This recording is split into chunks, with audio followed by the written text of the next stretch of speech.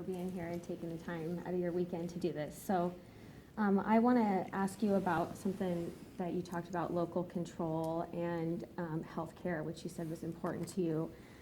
And there's an initiative right now in Idaho, a petition circulating to put Medicaid expansion on the ballot here in Idaho the same way that they did in Maine. And there are a lot of statistics about what Medicaid could represent to Idaho in several different ways. First of all, there are 78,000 Idahoans that fall in the gap that, you know, you talked about how vital that just access. If you don't have access to care, if you don't have coverage, then that leads to emergency room visits and higher costs that have statistically been shown, right?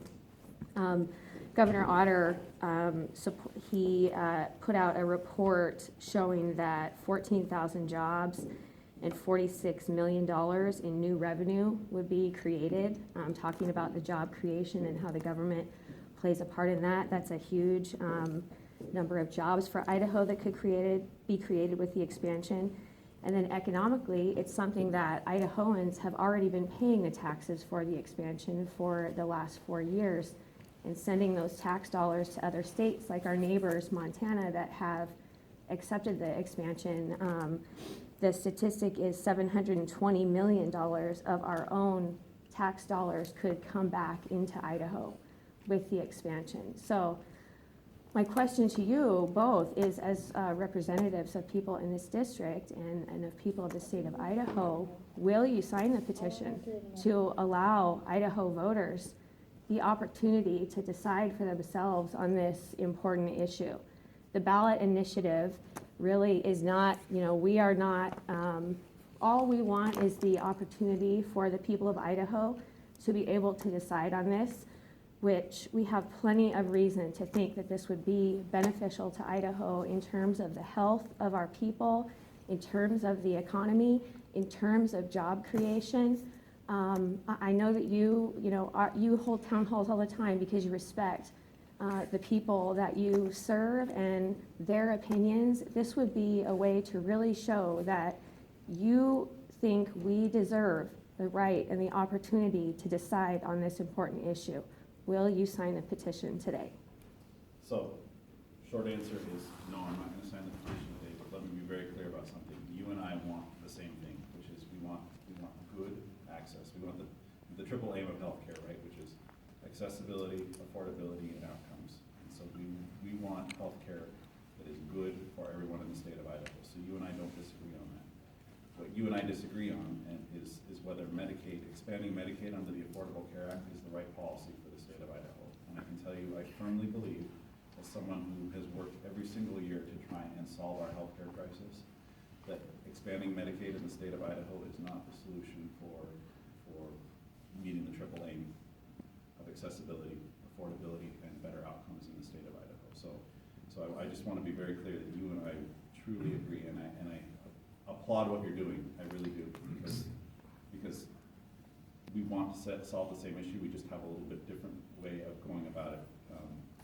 My concern with Medicaid is that it doesn't address access, and it doesn't address affordability, and it doesn't address outcomes. It doesn't address anything inside the triple aim. That's from my perspective as someone who works as a healthcare lawyer inside the healthcare system. Because Medicaid is an entitlement, particularly as it's dictated under the Affordable Care Act. It's an entitlement that requires whoever is a recipient to go to someone who accepts Medicaid. And do you know how many providers accept Medicaid in the state of Idaho? I know that rural hospitals and children's hospitals in Idaho are absolutely funded by Medicaid dollars. And I know that 75% of the Medicaid recipients in Idaho are children. And I know that the outcomes that we have seen statistically, the math, and when you talk to Medicaid recipients that now have access to coverage in Montana through the Medicaid expansion, they have better health outcomes. The number one cause of personal bankruptcy is medical bankruptcy for lack of access to health care. This is an easy way that we are already paying for to expand both access, bring jobs, and bring money back into Idaho. I don't disagree with anything you said except that last statement. Everything you said is exactly right. We fund a tremendous number of, and I run the Medicaid budgets through the Joint Finance and Appropriate. Those are my budgets that I'm personally responsible for. And I get a lot of no votes just because I'm bringing Medicaid bills on the House floor and through the Joint Finance. But those are my bills, and I'm proud to have my name on them. So I understand the importance of Medicaid. Where I disagree is whether or not expansion under the Affordable Care Act meets our goals. And our goals are to get access to this population that currently doesn't have access. And the reality is we don't have enough physicians in the state of Idaho. That's why I was talking about that bill that I ran last year, right? We have a lot of root causes that we haven't addressed, that we have to address at the local level, that will really alleviate that problem. And so to have this, to expand this entitlement when we don't have the resources on the back end to provide the care that is going to be more cost effective, that is going to be more comprehensive, that is going to drive better outcomes, is not, so I want to be clear, I'm not opposed to taking federal money, but it needs to be in a plan that helps create better outcomes for our state specifically. Medicaid is Can not. I have the same issues in terms of lack of physicians? So I don't want to get into a back and forth here. Well, I appreciate what you're saying, and I do think that there are several other areas, that we also need to look at. But I think that you're neglecting to address, though, the fact that we do have numbers from states that have expanded Medicaid that are applicable in Idaho. We have a healthcare crisis in Idaho.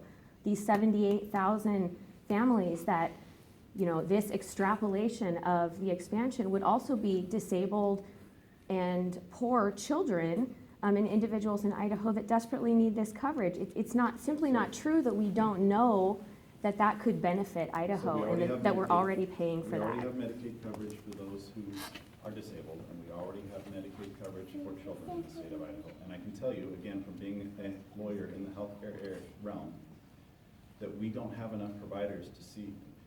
It is extremely difficult for a child on Medicaid to get dental work done here in Coeur d'Alene because there are not enough providers. It's extremely difficult. CHIPS is a little bit different. I mean, the pediatricians are doing okay in terms of getting, but the reality is, if you're a child and you're eligible for Medicaid, this change in law will not have an impact in that realm. So I understand what you're saying, and like I said, the lack of physicians is definitely a concern that we must address. But I serve as a national advocacy chair for a rare disease foundation, and the Cystic Fibrosis Foundation. My son has cystic fibrosis, and I can tell you that is simply not true. That the states there is clear statistics on the benefit to children with disabilities and poor children in states that have expanded Medicaid. That's simply not accurate. We fight for the expansion, and I have fought for the expansion for the last 4 years because Idaho children are suffering with lawmakers ignoring the fact that we are paying these taxes and sending this money to other states where our Idaho families desperately need it. There is a wealth of statistics from the last 4 years that show exactly how Idaho could benefit from this. And like I said, this petition is really just saying that you believe in the people that you represent, and you believe that we deserve the opportunity to decide for ourselves. Do you not have that respect for your constituents? I think, as you mentioned earlier, I have a tremendous amount of respect for my constituents. Okay, so that's not the issue. Show us. Well, I will talk to you more about that later. But as of right now, my answer is no on signing the petition. But I'd be happy to. I will have this conversation as long as you want, because I think there's a tremendous amount. I think you've said enough. About your willingness that you trust us to represent ourselves and to decide on these important issues for ourselves. I mean, you said you don't believe that we deserve that right. Is that correct? That's not what I said. Then I'm gonna go to Paula and